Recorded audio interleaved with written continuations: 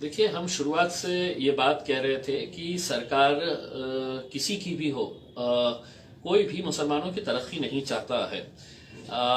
हमको ये बड़ी हैरानी हो रही है ये देखकर, ये सुनकर कि किस तरह से आज राष्ट्रवादी कांग्रेस के नेता नवाब मलिक साहब ये कह रहे हैं कि नहीं, ये मुसलमानों को रिजर्वेशन नहीं दिया जा सकता है क्योंकि ये घटनात्मक दुरुस्ती होना जरूरी है केंद्र सरकार की तरफ से। अगर यही बात है तो क्या ये कानून पिछले 2 साल में चेंज हुआ, 5 साल में चेंज हुआ या 10 साल के अंदर चेंज हुआ? ये अगर आप 2014 के अंदर ऑर्डिनेंस लेकर आए थे तो उस वक्त भी वही कानून था। यानी कि इसका मतलब यह है कि आप सिर्फ एक गाजर और एक लॉलीपॉप देना चाह रहे थे मुसलमानों के हाथ में। कोई कानून बदला नहीं है, पहले से ही वही कानून था।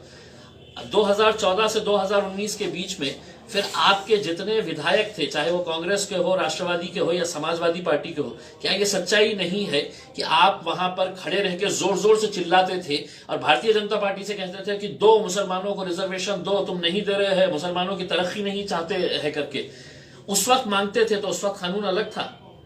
आज आप ये जो ज्ञान बांट रहे हैं हमें कि नहीं, कानून ऐसा होना चाहिए, कानून के अंदर हम नहीं दे सकते हैं, ये है करके, यानी कि इसका साफ मतलब ये है कि आप मुसलमानों को सिर्फ बेवकूफ बनाने का एक धंधा चला रहे हैं उसमें।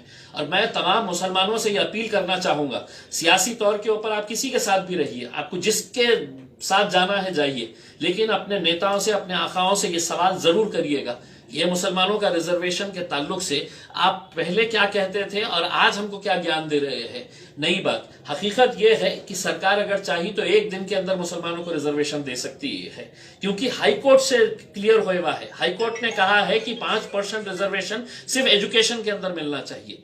तो ये आप क्यों नहीं दे रहे हैं? आपकी नीयत नहीं है, आप मुसलमानों को पिछड़ा ही रहने देना चाहते हैं। सिर्फ आप अपनी जाती तौर के ऊपर मैं कितना बड़ा हो जाऊं, मुझे क्या मिल रहा है, ये देखेंगे, लेकिन कौम के बारे में आप कोई नहीं सोचना चाहता है।